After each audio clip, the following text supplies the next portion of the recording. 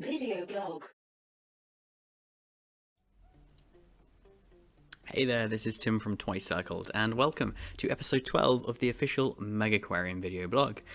So we've got another technical vlog this week, so again, if that's not really your thing, feel free to skip this video, no hard feelings.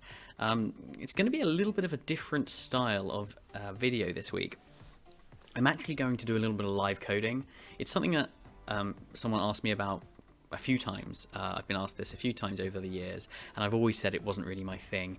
But I thought this was actually quite a fun opportunity because I had a little job that I needed to do, and I needed to create some new UI. And I thought I could do it live during a recording. Hopefully this will go okay. And it'll give me an opportunity to talk to you guys a little bit about UI, because I've got a kind of system in place that I don't know, works for me, and you guys might be a little bit interested to see how it works, give you a little insight into how I make the UI for Megaquarium. So what we have here is I'm just creating a new script. It's what I'm going to be creating is a script called in-game menu. In fact, let me just quickly show you what it's going to look like. So this is what we currently have.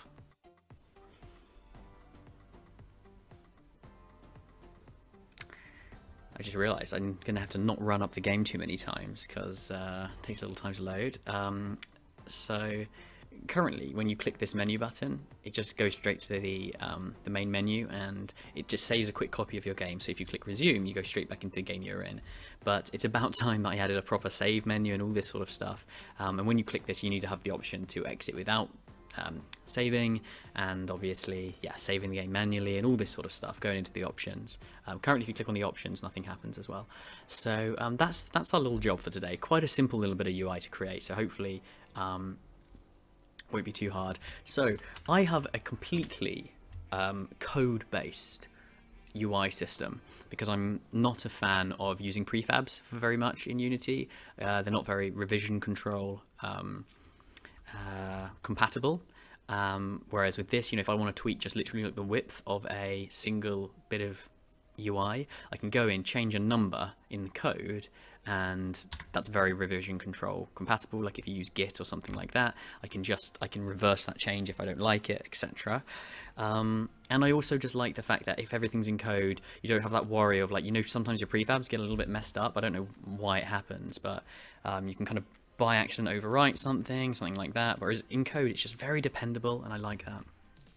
So I've created this entire system. It's mostly built around this one called UI object, which does extend UI behavior, which is a Unity class, and there's all this stuff in here, and it looks all like complicated and stuff, but essentially all I'm doing is I'm just exposing a load of methods that allow you to change the width, the height, the anchor, and all that sort of stuff on a rect transform. And along with the ability to add things like images and change the colors of things, and altogether you've got this completely code-based system. So I'll show you the creation of some stuff here. In fact, we're not going to extend UI object, we're actually going to extend layout panel, which is essentially a layout. You guys will be familiar, if you're Unity people, with vertical and horizontal layouts. So this can be either of those. And we always want to do base.createUI and base.style. I'll talk to you a little bit later about what style is all about. So the first thing we want to do is, we're going to make this a vertical layout. So I can just do literally just do that, because the base, this layout panel, which extends layout, if we go to that, basically has this method called vertical. And what this does is adds a vertical layout group, which is a Unity class. So this is where my classes end and Unity's begins. And that's just their name. You don't really need to know about that. All I do in all of my methods is I always return the same object that it's being called on. This is called, God, what is this called? Flow, I think it's called, this programming pattern. And basically what it means is you can chain these methods together, and I might show you how that works a little bit later. But you see how simple it is. Literally what I'm doing is adding a component, right? So now that's made this layout a vertical layout, because it added a vertical layout panel, or whatever it was, layout group. Is that right? vertical layout group. Okay, so we'll go back to our in-game menu. I'll zoom in a little bit because it's probably quite hard to read. So the next thing we want to do is, in fact, that's fine there. In fact, let's add a few more things. We're going to give it a width. We'll give it 200, and then we need a cool. Actually, we don't need a cool finish. Actually, that's fine as it is.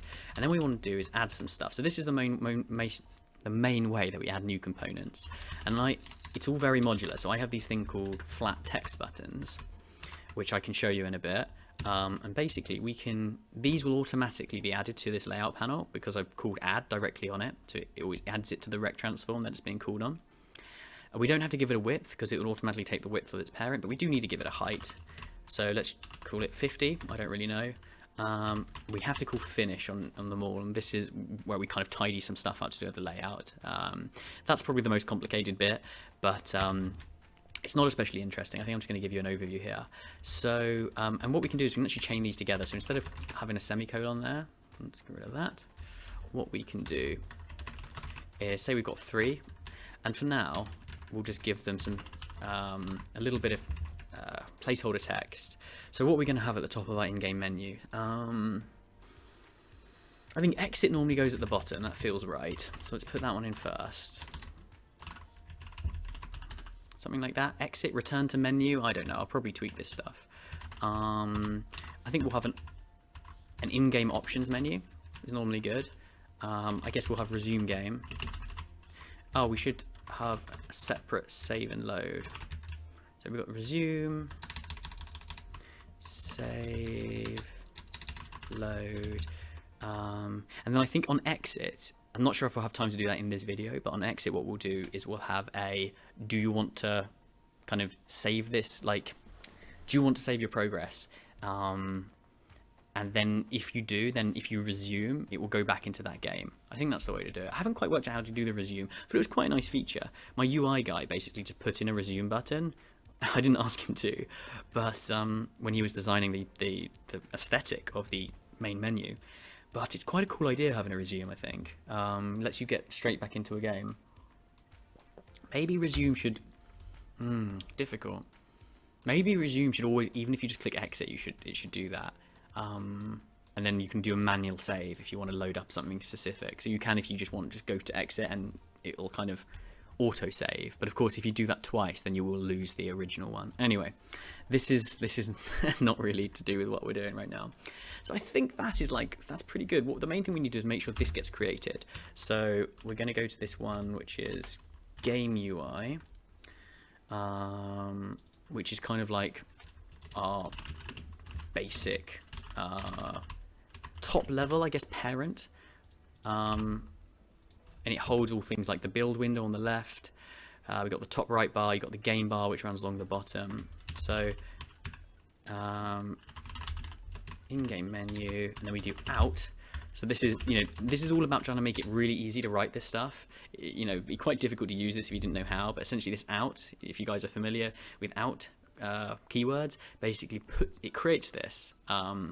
This method can output a variable, basically, even though it's not actually a function. In fact, I think it is a function. It also returns type in-game menu, but because we want to do this flow thing, you notice there's no semicolons here.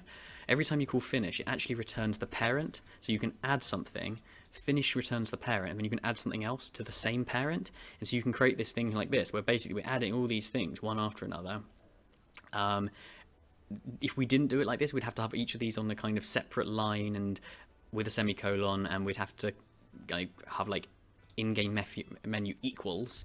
And there are some reasons why that would be quite awkward. These are quite easy, but once you imagine you're adding all this stuff to them, and once you want to, you can actually have layouts within layouts, and I'm not going to show you that in this one, but yeah, you can actually have a layout inside it, and because this always calls the parent, you can actually kind of go in and out all from the top level, and otherwise it'd be quite difficult. You'd have to basically, it'd mean you'd have to keep a lot more local references up at the top here, which, to be honest, for the most part you don't need. Anyway, so that's a little insight there. It's the way I do it. So that's that flow pattern where basically you always have stuff returning itself, or in this case we have it returning the parent. So that's added our in-game menu here. Now we just need to make sure our in-game menu comes up. Let's save this. And so we're going to go to the game bar, which already has a button. game bar buttons here. This is menu, and here you can see another method I haven't shown you yet. It's called onClick. So basically you pass in here an action. You know, I'm very big fan of anonymous functions. I'm a big fan of I guess you call it like an event-based programming, where you're kind of passing around actions and this sort of stuff. So every button can have any action attached to it with onClick. So we put in bring up menu. So if we go to that, that's just a local method here, bring up menu. So currently what this does is it does all this stuff, but essentially it quits back to the main menu. So we don't want it to do that anymore. So I'm just going to comment this because we will eventually want the exit button to do that. But for now, what we're going to do is we're going to go backbone, which is I have this thing called a backbone, which is like a static singleton. Allows me to access things really easily. Game UI dot in-game menu I guess we just make it appear. I think we just go for it. We can eventually animate this, but for now we're just going to go for classic. Oh, actually no, we can do it better than this. I'll show you what you can do. I've got this thing called UI transitions. This is a set of static classes. Fade in. You know what, literally I think we can just do that, right? This will make it fade in rather than just appear. Game UI, I just realized something else. In-game menu. As well as this being vertical, what we should do is give it an anchor. In fact, we have to do this after the vertical. Anchor. Oops. There we go. So this, if you guys are familiar with Unity, with rect transforms, you have these anchors. So again, I've created a code way of doing this. So I can literally just write middle. And because these are enums, I can use the bitwise OR operator to pass in kind of two values at the same time. And this is middle center, but you could easily write middle top, for example. Or no, center is referring to the position, the left horizontal position. So you could do center top or middle left, for example. Middle is the vertical position. But we want it right in the center of the parent, and the parent is game UI. So that should work, and it should be this height, this width, and this. Oh, we should also put the pivot in the middle, which will make it so itself is also centered around that point. If we don't write this pivot in, what will happen is it will kind of start in the middle, but then it will come out to the right here, so it will be kind of lopsided. So we're going to do the same thing, UI anchor dot middle, bitwise OR operator, UI anchor dot center. Okay, let's have a go. Oh, I almost clicked on the. It doesn't matter. Here we go. And what I like about this is you do it, you have a go at doing a load of stuff, and then you just run it up, see how it looks, and then you just tweak it. And then this is, I guess, you'd say the downside of a code-based approach is that you, of course, we need to hide it in the first place. So there we go. Basically, our menus appeared. Of course, we didn't hide it when we started. So the next thing we do is here, we can actually just write GameObject.setActive false. That will get rid of that. And then eventually we can add some commands to this. Then the other thing is the styling on this. We can tweak. So this is the kind of basic styling. It looks okay. Let me just see how this looks. That's interesting. I'm trying to work out what I want it to look like. I think I want it to look like this. I think this will look quite nice. So let's go find whatever style that is. Let's stop this. There we go. Oh no, don't run again. Alright, so I have this thing, another feature built into this, which is a kind of my version of CSS styling. We have basically cascading style sheets. That's what CSS stands for. Where basically it automatically takes the default of the parent style unless you've set a style below. So these are all my styles basically, and we've got, I think, a top right bar. See if I can find it. Staff window, build windows, top right buttons. Here we go. So we like the style of those, right? So we're actually just going to copy this. I mean, we could actually go and look at this style. Oh, okay, that's not what we want. I'm going to have to go and find this now. All right, let's go to here. Top right bar. Okay. What style are we using here? Top right button and game bar button. So we're using the game bar button style. This is me being a little bit lazy because the game bar is basically the bar along the bottom, and I'm using the same style in two places. Now, strictly speaking, I should probably just have a separate style up here and it'd be a bit easier to find, but I'm just going to be lazy again. I'm just going to open this style. And if I do that, where's the best place to do it? I can do it here. And then what I can do is close a style here. And basically what this means, and I indent to kind of show that, this means that while this style is kind of open, it's on the top of the stack essentially, whenever this style method is called on any of these methods, which is called basically after you do finish, if we go in here, style, you see here it changes the font color block, which is then used here on pointer enter and pointer exit. You can see that it changes the color based on whether it's been highlighted or not, whether it's been hovered over or not, and all that sort of thing. So this style method allows, when we're making our custom components, we can use these this style information. It's kind of like, it's modular, I guess that's the best way of describing it.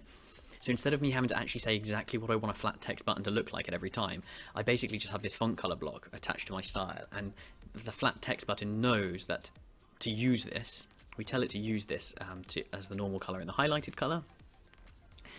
But we can also have that in all sorts of other components if we wanted to. So it's very modular, it's very flexible, very easy to make different styles. And the cool thing about the style sheet is we only have to define the styles that we need right now. So if we do go and find, this is game bar buttons, so this is all the information section. We've got background color, button color, icon color, font color, block, font size. If you didn't have font size, it would just use the style above it, because the styles are basically added in a stack. I guess a good example is here. You open a style game bar buttons, and we also open the style top right buttons. Now any styles in top right buttons will overwrite anything in game bar buttons if it's the same. But anything that's missing, it will just use from the one below, and if it's missing from there, eventually it will go all the way up to the point when it just uses these global styles. So we have this top level style, which is also always active. For example, we set the font. It's pretty powerful, basically, all in all. So hopefully now we put this game bar buttons in, it will look a bit more how we want it. We need to tweak in a couple of other things. I want to add some spacing. I also think they're a bit wide and not quite tall enough, so I think we're going to change all of these to 60. And this, by the way, this is also scales automatically, so this will scale depending on the resolution you're running at. This 60 refers to the size it will be at 1080p. So, but the system will automatically scale these values down if you're running at a lower res, or scale up if you're at a higher res, which is pretty cool. And that's all kind of built in. You get that all for free, essentially.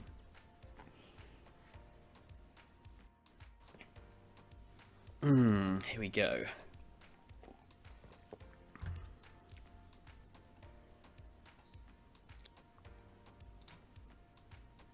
Okay. So now we don't notice the button, the menu didn't come up straight away because we hit it. And if we click on this button, did you notice that it faded? That's pretty cool. And now, you know what, the font's a little small, isn't it? So maybe we can make that font a little bigger. Now what we can do to cheat, I won't do it now actually. What I can do is edit this font live right now, and that's a good way of kind of tweaking it live, and then you can go and change it.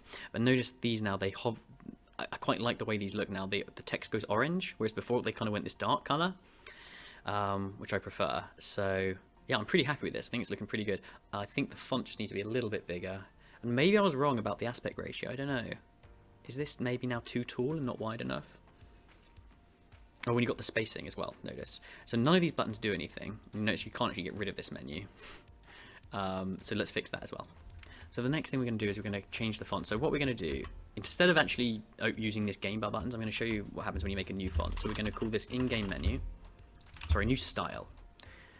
We'll just put it here, in-game menu. You notice I use a lot of strings. As kind of constants, and people often ask me why I don't use enums. I'm sure I had a good reason not to in this particular time. So what we're going to do, we're going to remember what this is called, game bar buttons.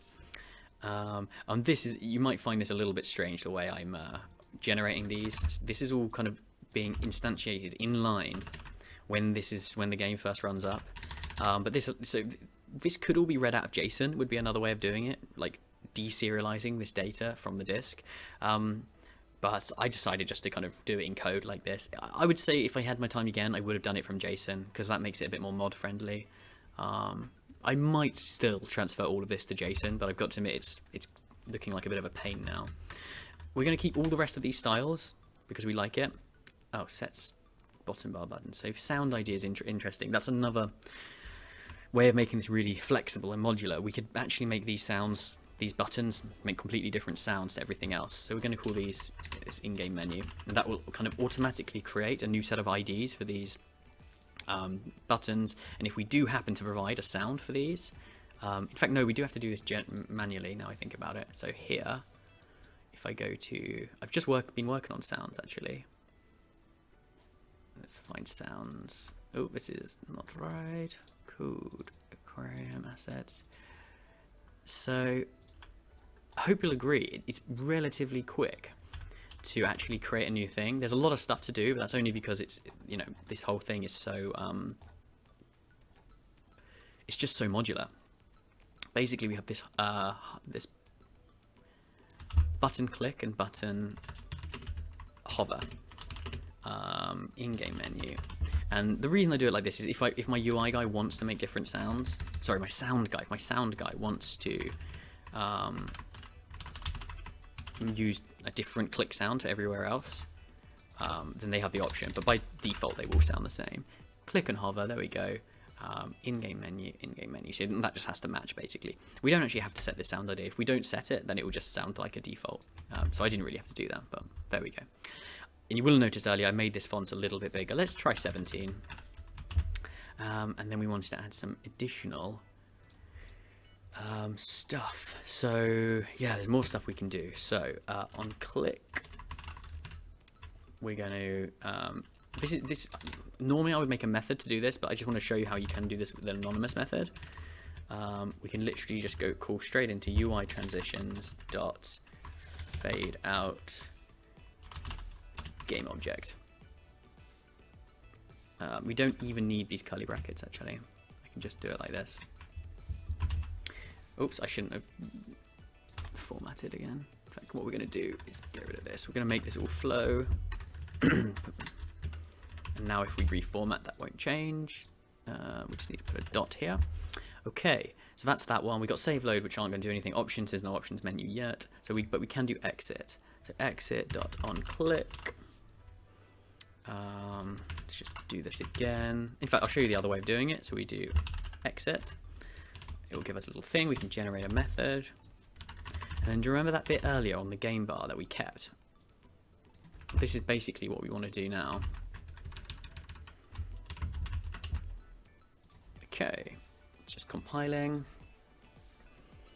And the final thing I'll do is I'll just show you a little bit how my strings work, basically how my localization works.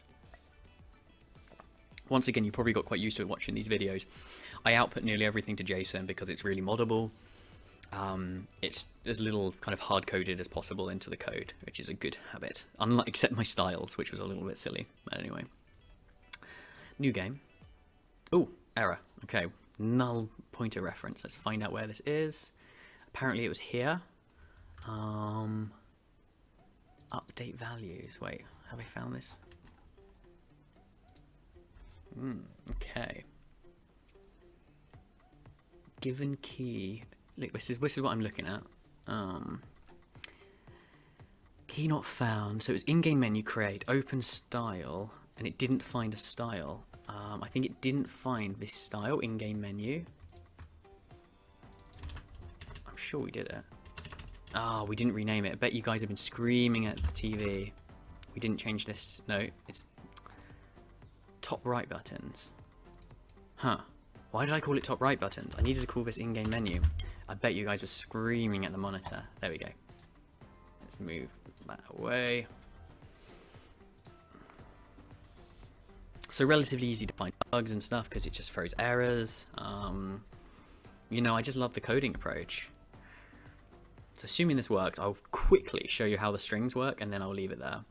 But maybe that should be another video on its own. So we open the menu, that folds in slightly bigger text. If you click resume, it will fade out. That's the this one, UI transitions fade out game object, and that's repeatable, or it should be. So if we click that, it comes back. So that's just a really nice little static method. And we've got save load, options don't do anything, but exit should take us out. And if we click resume, so I just want to show you this. So if we create a load of things, right, and then we go exit, it saves that, so we're kind of resuming the existing game. But obviously what we want to add now is like a proper save and load system, so you can have multiple games on the go at once if you want. Okay, so that's enough of the in-game stuff. The final thing I'll show you is this is not very good. This is hard-coded, right? So what we do is we change this. SS stands for string safe, and we change it to get. You see, I love static references because they're just so convenient, and for me it's all about making stuff quick to make, you know? Like, this video has lasted a little over 20 minutes, but I have managed to create an entire in-game menu, you know? And I guess that's the advantage of being able to work on your own,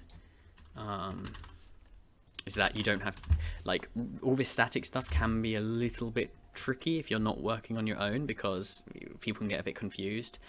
I'll show you what this is. Like, it's just this static class. It's got a static dictionary, and, you know, it's static, so it's, you know, we don't instantiate this class at all because it's static. You can't. So there's only one of these ever exists.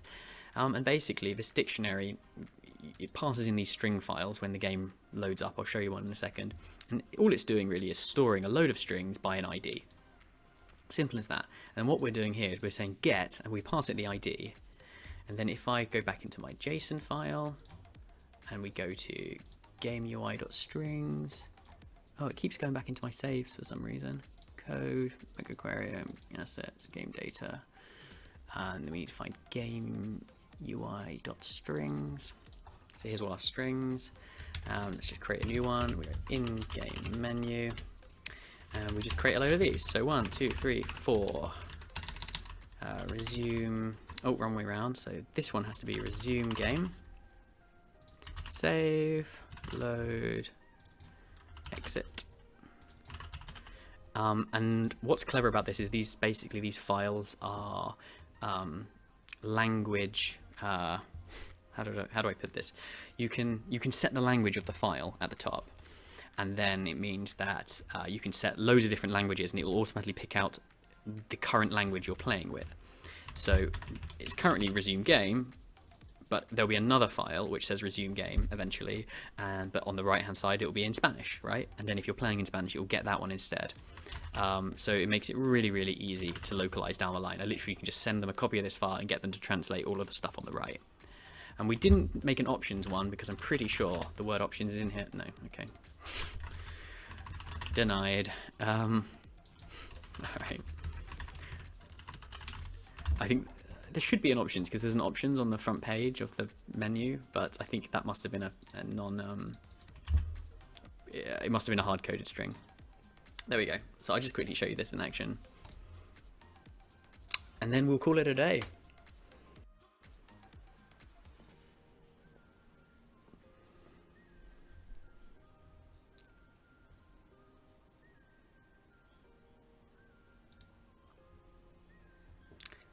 And there's the menu. Oh, options.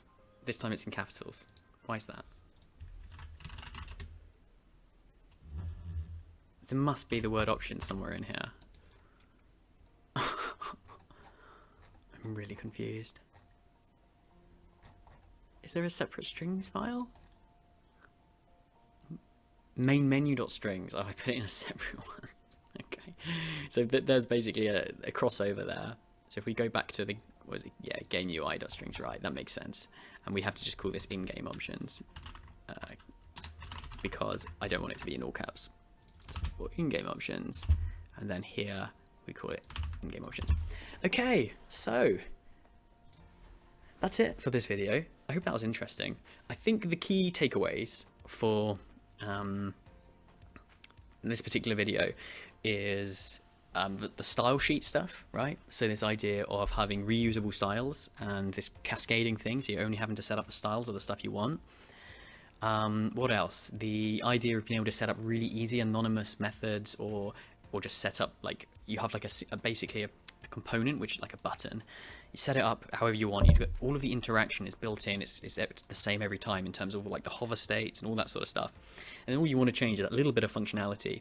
And you basically want your code to set the functionality to be as small as possible, because that's the bit that you're going to have to keep writing over and over again. So I created a new menu, but very little of that code, just to show you again, This is not a lot of code for a new menu, right? It's all reusing all the code that's been written 1,000 times before.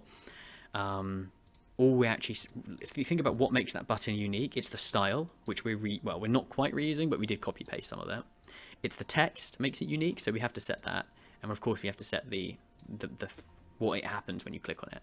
Everything else you shouldn't be having to write again. If you're writing again, it means you're not being as efficient as you could be, and that's generally the idea of with this flexible UI toolkit, I guess, this code-based UI toolkit. It's all about minimizing the amount of times you're having to do the same thing over and over. Yeah, other than that, I think it's all pretty self-explanatory. I didn't show you a huge amount of the kind of core code underneath, but honestly, I'm basically just setting, the anchors are a little bit hard to work out. Some of the layout stuff can be a bit tricky, but honestly, most of the time I just use the vertical and horizontal layouts, which are part of Unity. So all you're really doing is using the exact same, if I just show you another example, this spacing method, all I'm doing, LG here, that is a Unity component, horizontal vertical layout group, and it's got a thing called spacing. So I'm literally just setting that value. You know what I mean? Like, this stuff's not complicated, but I think it's really good. I'm quite pleased with how fast I'm able to code with it. Okay, I hope you enjoyed that technical vlog, and I will see you next week for a normal one. Thanks for watching. Bye.